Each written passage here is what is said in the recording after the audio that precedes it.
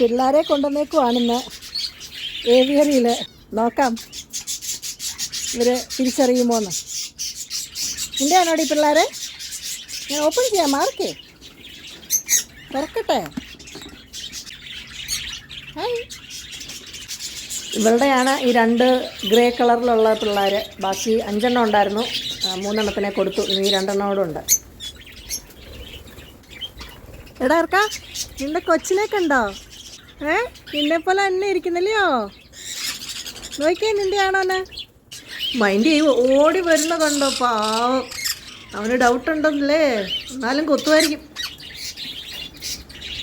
അവന് മനസ്സിലായി കേട്ടോ, അവൻ്റെ കൊച്ചിനെ ഞാൻ എടുത്തുകൊണ്ട് പോയതല്ലയോ പണ്ട്. ഇവനാണ് ബലൂൺ പോലെ വീർത്തിരുന്ന ടീം.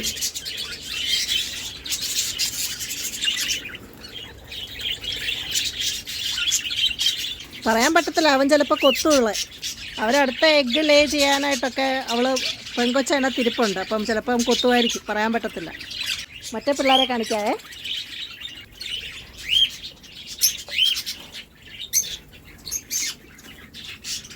അമ്മ എന്തിയാ ഇവന്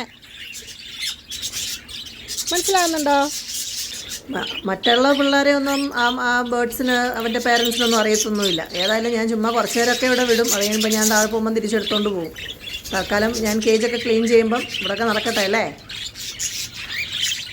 ഇവൾക്ക് ഇവിടെ ഇരിക്കണമെന്നില്ല, അവൾ എൻ്റെ കൂടെ തന്നെ ഇനി പോരുവാണ്. അവൾ ഞാൻ തിരിച്ച് വെക്കുന്നതിനാണ് അവൾ എന്നെ കടിക്കാൻ വരുന്നത്. മറ്റുള്ള ബേർഡ്സിൻ്റെ കൂടെ അവളെ വെക്കാൻ നോക്കുവാണ്, പക്ഷേ പുള്ളിക്കാരിക്ക് പോകണമെന്നില്ല. എന്തുവാ? ഞാൻ തിരിച്ചു പോകുമ്പോൾ കൊണ്ടുപോക്കോളാം നിന്നെ. തൽക്കാലം നീ അവിടെ ഇരി.